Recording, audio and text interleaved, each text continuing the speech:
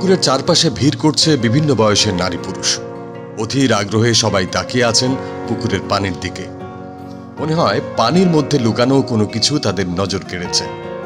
এমনই চিত্র ধরা পড়বে পিরোজপুরের ভান্ডারী উপজেলা পরিষদের পুকুরে। এই পুকুরের বিভিন্ন ধরনের রঙিন মাছ দেখতেই ভিড় করেন বিভিন্ন বয়সের মানুষ।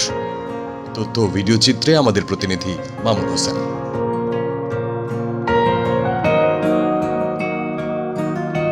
পিরোজপুরের ভান্ডারী উপজেলা পরিষদ প্রাঙ্গণে রয়েছে সৌন্দর্যের অপরূপ সংমিশ্রণ, আর সেই সৌন্দর্যের ছোঁয়া লেগেছে উপজেলা পরিষদের প্রাঙ্গণের পুকুরে। দুই পাশে সেতু দিয়ে পুকুরের মাঝে সংযুক্ত করা হয়েছে বসার স্থান। এই সৌন্দর্যকে আরও কয়েক গুণ বাড়িয়ে দিয়েছে পুকুরে চাষ করা রং বেরঙের বিভিন্ন প্রজাতির মাছ।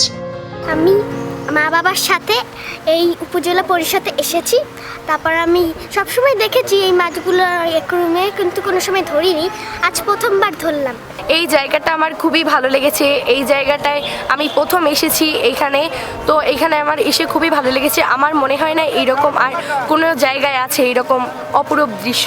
আর যে মাছগুলো এতদিন আমরা অ্যাকুয়ারিয়ামে দেখেছি সাইজটা ছোট, সেটা একটা প্রাকৃতিক একটা পুকুরে দেখলাম সাইজগুলো অনেক বড়। আবার যে খাবার দিলাম সেটা একদম উপরে চলে আসে। এই দৃশ্য খুব বিরল, বাংলাদেশের আর কোথাও আছে কিনা আমার জানা নাই। এই ধরনের মাছগুলো ছোট আকারে বিভিন্ন অ্যাকুয়ারিয়ামে দেখা গেলেও পুকুরে চাষ করা মাছগুলো আকারে বেশ বড়।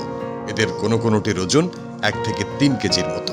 ভান্ডারী উপজেলা পরিষদের চেয়ারম্যান মোহাম্মদ মিরাজুল ইসলাম প্রায় 1 বছর পূর্বে নিজ উদ্যোগে মাছগুলো পুকুরে ছেড়েছিলেন, শুধুমাত্র দৃষ্টিনন্দন করতে আর জনগণকে আনন্দ দিতে তার এই উদ্যোগ।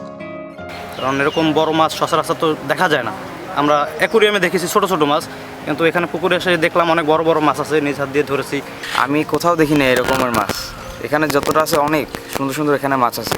মিরাজুল ইসলাম ভাই যে এত সুন্দর একটা পরিবেশ সৃষ্টি করছে এই উপজেলা পরিষদের ভিতরে। উপজেলা চেয়ারম্যান জনাব মিরাজুল ইসলাম, তার অর্থায়নে বা তার তত্ত্বাবধানে সব কিছুই হয়েছে। এজন্য আমরা ভান্ডারিয়ার মানুষ তার প্রতি অনেক খুশি। প্রতিদিন নিয়ম করে দুবেলা মাছগুলোকে অ্যাকুয়ারিয়াম মাছের ফিড খাওয়ানো হয়। খাবার দেওয়ার সময় মাছগুলোকে দেখলে মনে হয় বিভিন্ন রঙের মেলা বসেছে পুকুরের পানিতে। ভান্ডারী উপজেলা পরিষদের পুকুরে চাষ করা মাছের খবর ছড়িয়ে পড়ায় প্রতিদিনই স্থানীয়রা ছাড়াও দূর দূরান্ত থেকে মাছপ্রেমীরা ছুটে আসেন পুকুর পাড়ে। তবে ছুটির দিনগুলোতে বিকেলে ভিড় বাড়ে দর্শনার্থীদের। তখন এটিকে মনে হয় পর্যটন কেন্দ্রের মতো। তবে সপ্তাহে বন্ধের দিনে মাছপ্রেমীদের ভিড় বেশি থাকে। আমাদের পিরোজপুর জেলার ভান্ডারিয়া উপজেলা পরিষদের সম্মানিত চেয়ারম্যান মহোদয়ের উদ্যোগে এই পুকুরে অ্যাকুয়ারিয়াম ফিশ অর্থাৎ সৌন্দর্য বর্ধনকারী মাছগুলো ব্যাপকভাবে এখানে চাষ করা হচ্ছে, এবং এটা দেখে দূর দূরান্ত থেকে মানুষ দেখে সত্যি এটা তাদের বিনোদনের একটা অন্যতম উৎস।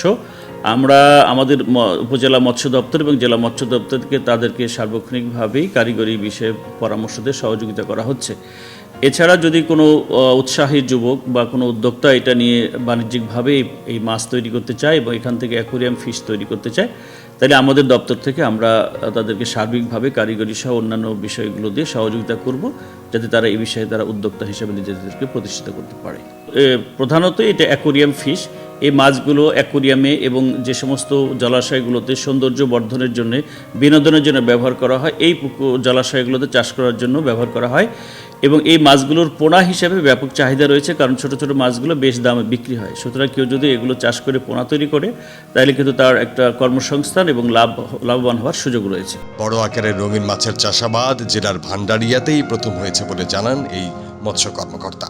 তবে এই মাছগুলো শুধুমাত্র পুকুরের সৌন্দর্য বর্ধনের জন্যই চাষ করা হয়েছে বলে জানান তিনি।